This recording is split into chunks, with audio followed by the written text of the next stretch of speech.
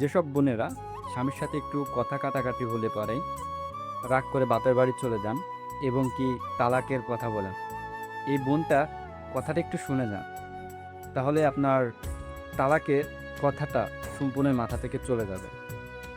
একটু মনোযোগ দিয়ে কথাগুলো শুনুন।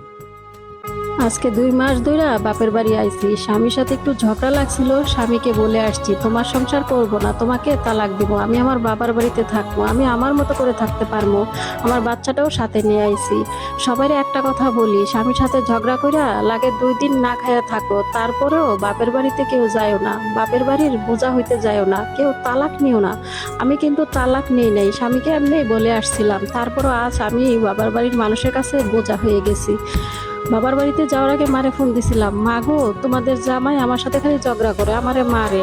তখন আমার মা বলছিল, আয়া পর, তুই আমাদের বাড়িতে আইসা পর, তোর কি খাবারের অভাব, পরের অভাব, তুই আইসা পর, স্বামীরে ছাইরা আইসা পর।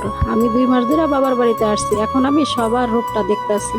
আমার মা এখন ভাতের খোঁটা দেয়, বাবা এখন ভাতের খোঁটা দেয়, আমার খরচটা কেউ চালাইতে চায় না।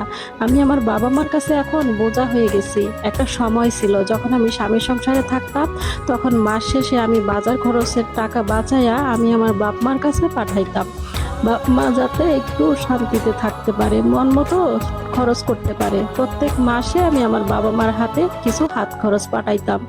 বাবা মা ফোন দিত, বলতো বাবারে টাকা লাগবো, আমি টাকা পাঠাই দিতাম। আজকে সেই বাপ মার কাছে আমি বোঝা হইয়া গেছি। আসলে ভাই, একটা কথা কি জানেন, দুনিয়াতে স্বামী ছাড়া কেউ আপন না, স্বামী সবচেয়ে বড় আপন। এত কিছু সব কিছু আমি সহ্য করতাম যদি আমার সাথে একা হইতো, কিন্তু আমার সন্তানের সাথে ওই ঘটনাগুলো ঘটতেছে। আমার সন্তান খাইতে গেলে খোঁটা দেয়, খাবার দেয় না, কিছু একটা ধরতে গেলে ধরতে দেয় না। এগুলা সহ্য করতে না পাইরা আজকে আমি আমার স্বামীর কাছে ফোন দিছিলাম। আমার স্বামী এত কিছুর পরেও আমাকে মেনে নিছে, কাল আমাকে নিতে আসবে। ভাই, স্বামী ছাড়া এই দুনিয়াতে কেউ নাই। একটা বিবাহিত নারীর জীবনে স্বামী ছাড়া কেউ নাই। এই 2 মাসে আমি এটা বুঝতে পারছি যে খুব ভালোভাবে, যে স্বামীর কাছে এবার যদি যাই, আমি আমার স্বামীকে আর কোনো দিন কষ্ট দিব না, তার পা ধরে পড়ে থাকবো সারাটা জীবন। বাবার বাড়ির নাম আর কোনোদিন নিব না।